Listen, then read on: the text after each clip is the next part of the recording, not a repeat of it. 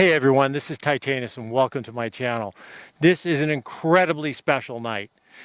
We are going to harvest at the crack of dawn as the sun comes up in the arc across the heavens, Kambuchon.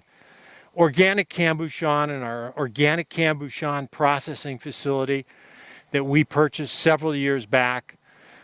We're going to have a couple of things that are necessary to get Kambuchon. One of them is that you're going to need to tend a fire until morning, until actually after you've boiled your first Kambuchon.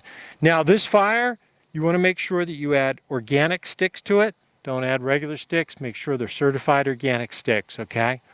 The second thing I want you to note is that all of this is possible because we purchased several years back this vinyl holding tank, but it's not normal vinyl. This is Himalayan organic vinyl, made in the highest altitudes of the planet.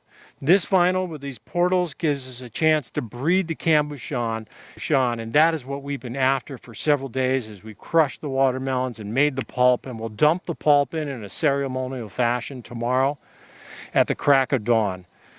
So one of the things that I want to tell you about Kambuchon, and you can see it here, is, and you know, it's funny, I can almost feel vibrations right now. Like, I think that there's a biodynamic connection.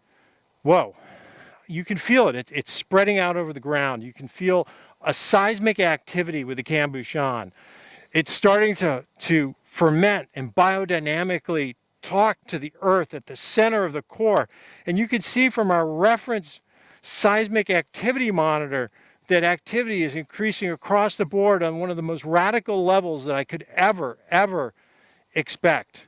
I mean, this is probably seismic levels of 4.2 to 5 on the Richter scale. This is unbelievable. I almost feel nauseous just standing here in the sheer seismic activity. But we don't just rely on seismic. We have thermal readings. The thermal readings are off the chart. We have gas readings where we're constantly pulling the gas and we see all sorts of outputs of methane and organics. We also see a small amount of nuclear radiation.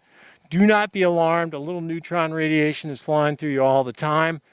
And most of the neutrinos that we're looking at are unpaired tau beta Centauri types. They come from the tau beta Centauri star system, which is far, far away in another dimension.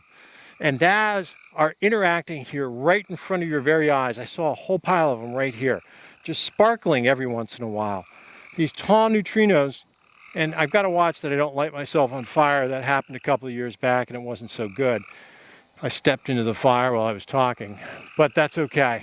Well, this is day 4, the Kambuchon Harvest. This is our organic Kambuchon processing facility that we showed you last night.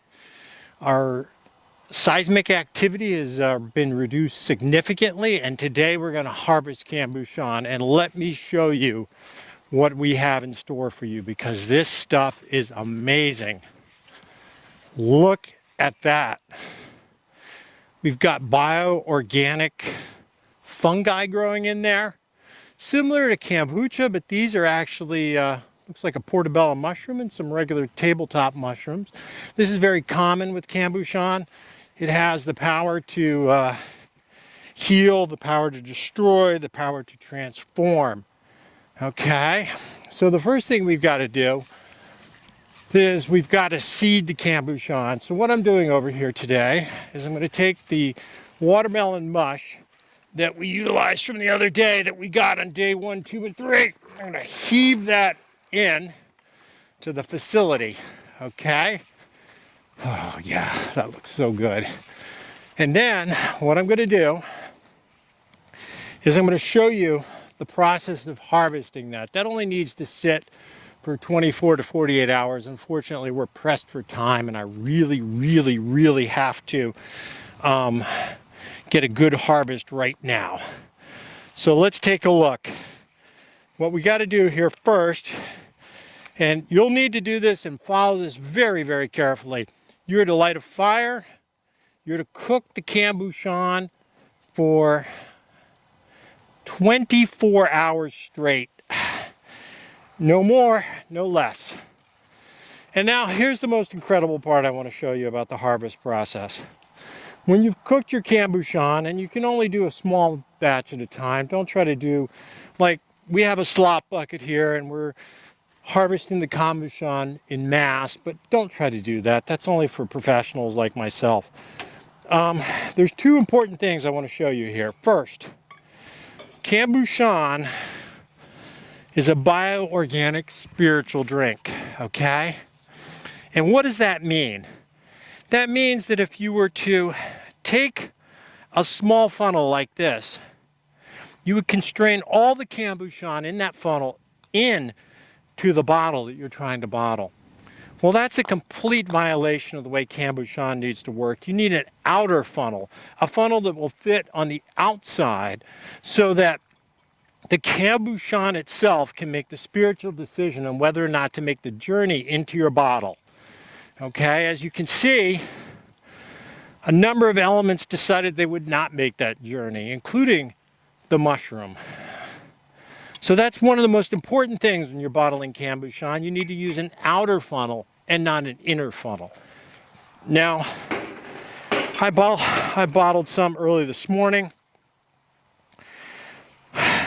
and this is incredible stuff. I'm going to actually take a drink of it, let you know what I think. Okay.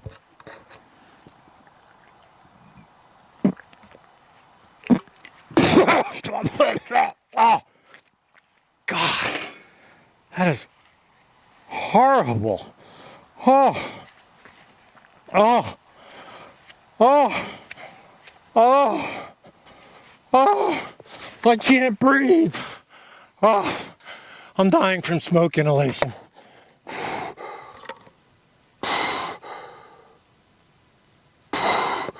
Oh, thank God. Thank God I was smart enough to have a respirator. I could have died just then. Oh my God. Oh. Oh. Ah. Ah. Oh my God, the Kambuchon. It's in my nipples. Oh. Oh. It's in my nipples. Oh. Oh, oh God. Oh. Oh.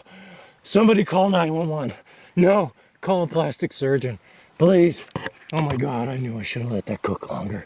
Oh,